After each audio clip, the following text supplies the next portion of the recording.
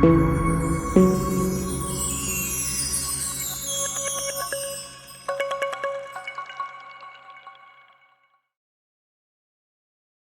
back, viewers. In line with the Debian Edu 12 or the School Linux that we have reviewed earlier, and the Zorin OS 16.3 education ISO that also we done.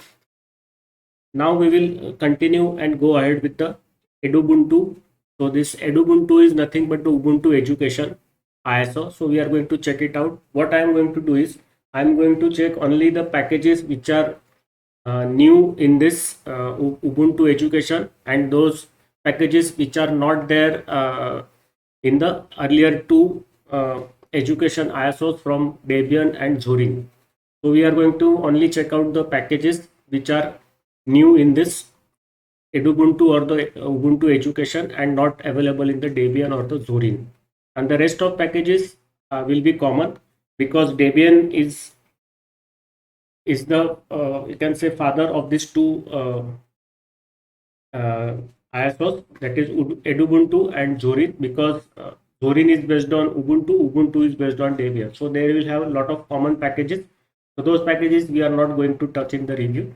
You can check out the earlier videos for the Debian Edu 12 or the Zorin 16.3 education ISO review. So let us start. This is the greeter or the login screen of the Edubuntu. You have got the accessibility features. The two language keyboard layouts are there. So we'll go with the India rupee. And this is the network manager, power modes, styles, and the simple volume control. The two sessions available are Ubuntu Wayland and Ubuntu XOR. So we will go with the Wayland session. I will input my password. So this is based on the GNOME desktop. Zorin was also on GNOME desktop, and Debian is also on the I think it was in GNOME desktop. I think it was in GNOME desktop. Now I don't remember, because I do a lot of testing, and there are many other desktops and other things I check out. So you can see here, this is the welcome app. You can and there is an option to create a online account. So we are not going to log in into any of the online accounts. And this is the help to improve Ubuntu. So some telemetry data regarding the user usage of the system will be sent to Canonical. I think I am okay with this. Location services also we can keep on. And here the Ubuntu software store is given, so you can start the Ubuntu software store and install packages if you want. So I'm not going to install any packages right now. So just like in Ubuntu 22.04 LTS GNOME desktop, there is this home folder that is available on the desktop.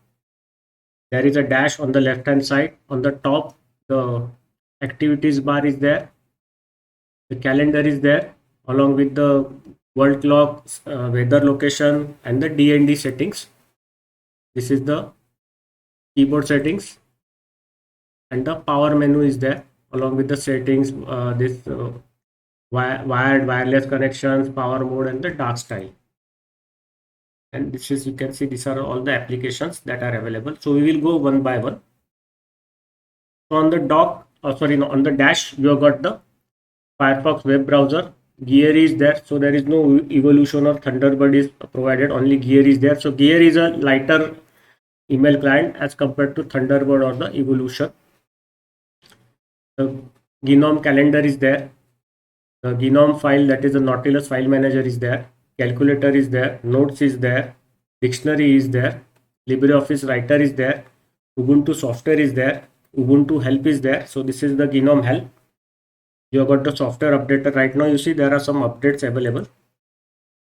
And let me tell you, this GNOME desktop is based on the Ubuntu 23.04. So this Edubuntu or the Ubuntu education ISO is based on the Ubuntu 23.04 GNOME desktop, and there are some updates available. Let us check out. So around 621 MB of updates are there. So I'm not going to do the updates. what we will do is we will just check out the different application packages that are available. And this is the trash can. Now let us check out the application packages.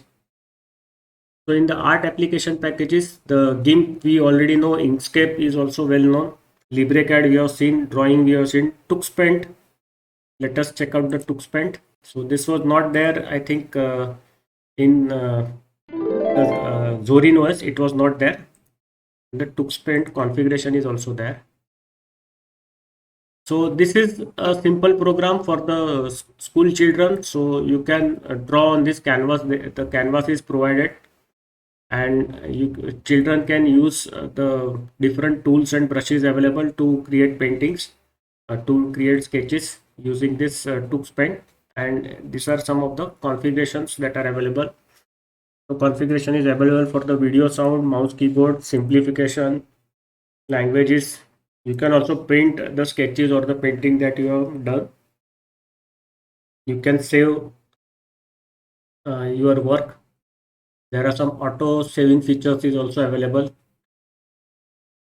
and you can also save and export directories with the different drawings. So if there are some 20-30 kids in the class, every student can save to the class directory, and the whole class directory can be exported,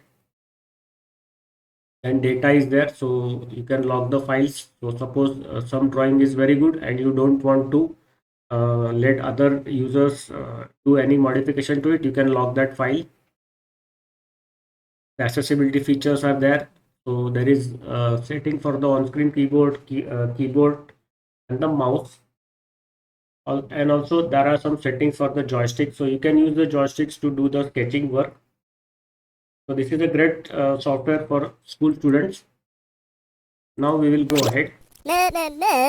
There is some animation and sounds. No, okay, I'm done. Okay. Now the other thing is, yes, we will go with the games. Let us see what is there in the game. So there are some games. Blinken we have seen. We are not going to check it again. Jigsaw. Let us see what the game is. Rotating options. Press escape to quit. Space brings the bottom piece to the front. So it is games for the very little children. There is some. Let us see what exactly it is.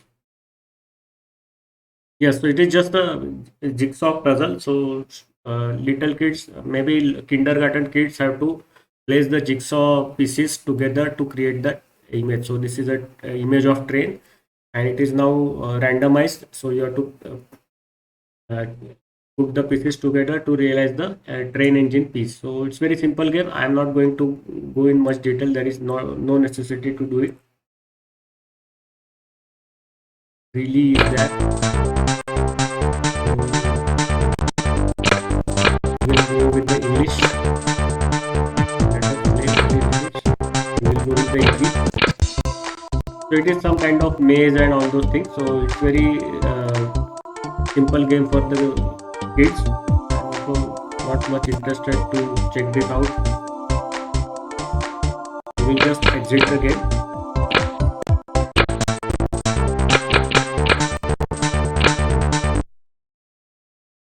So we have completed games and art. So I think we will do maybe another one. Okay, so what we will keep this two only in this session or in this video. Just we will cover art and games, and in the next session we will go with ahead maybe mathematics and science. So I will now stop the video here. See you in the next video with mathematics and maybe science applications covered. Bye bye.